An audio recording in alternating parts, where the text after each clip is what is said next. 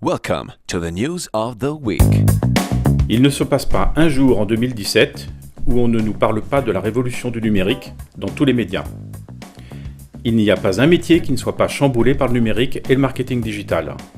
Kodak et le déni de la photo numérique, la dématérialisation de la musique, on peut diffuser la vidéo gratuitement, en live, à l'échelle planétaire et en très haute définition. Les youtubeurs sont sollicités par tous les majors de la publicité. Uber et les taxis, Blablacar qui fait perdre des millions chaque année à la SNCF, les journalistes qui font leurs reportages vidéo avec des smartphones 4K, Le Bon Coin a rendu désuets les foires à la brocante, combien de temps résistera le marché aux puces ? Les technologies ne sont que les outils de cette évolution, qui est en fait une révolution sociétale. Les consommateurs font en moyenne 70% de leur parcours commercial via Internet, quand ils ne le font pas à 100% en faisant leurs achats via les sites de e-commerce comme Amazon, Cdiscount, Fnac, Voyage SNCF et bien d'autres. Il y a 20 ans, avant la démocratisation d'Internet, un consommateur visitait en moyenne 5 fois une concession automobile avant d'acheter une voiture. Et il ne visitait pas qu'une concession. Aujourd'hui, en 2017, la moyenne est tombée à 1,4. Ce qui veut dire, là encore, que le consommateur fait une bonne partie de son parcours d'achat via Internet, sans oublier les réseaux sociaux pour se nourrir des avis des consommateurs. Dans le B2B, en 2007, il fallait passer en moyenne 3,7 appels téléphoniques à froid pour atteindre un prospect. En 2017, il faut plus de 10 appels du fait que les clients B2B font eux aussi l'essentiel de leur parcours commercial via Internet.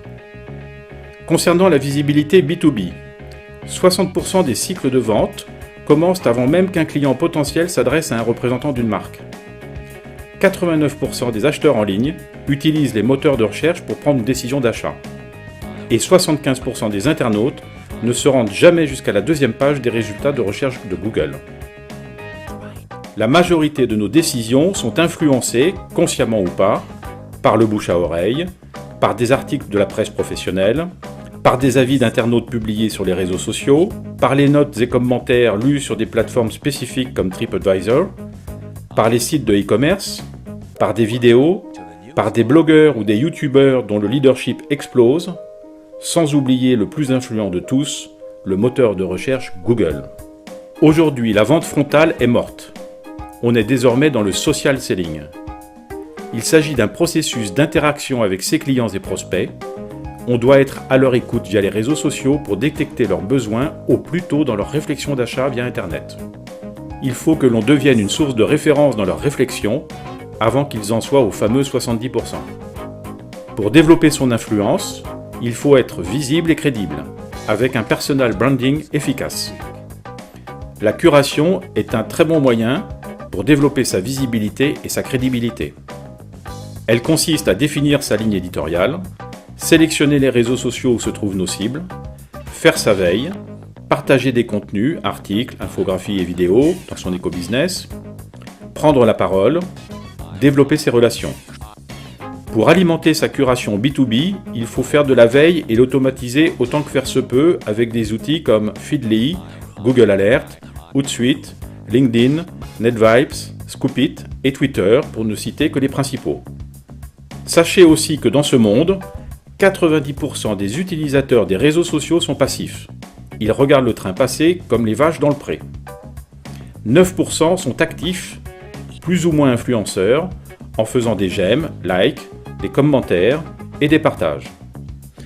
Et seulement 1% sont des leaders d'opinion qui publient des articles sur des espaces collaboratifs comme le Cercle Les Échos, LinkedIn Pulse ou leur blog.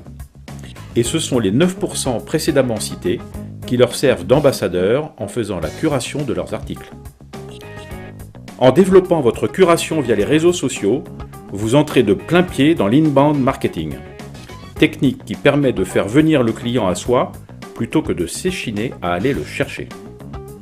L'inbound marketing a aussi comme conséquence de développer votre réseau d'ambassadeurs prescripteurs qui vous recommanderont.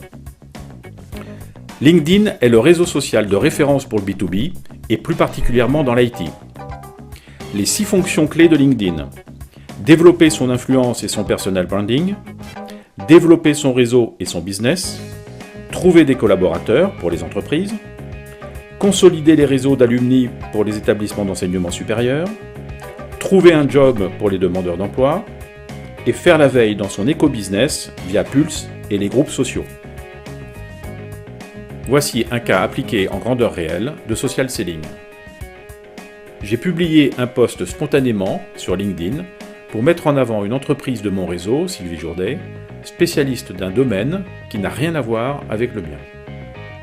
Mon commentaire nommait des personnes de mon réseau, en bleu, auxquelles j'ai souhaité faire connaître Sylvie Jourdet. Les noms en bleu des personnes, des entreprises ou de l'école sont des liens vers les profils LinkedIn de ces personnes ou de cette école, nommés pour favoriser leur visibilité.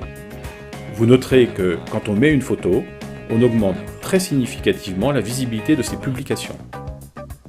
10 heures après avoir été publié, ce post a été vu 349 fois et plus important, il a généré un lead.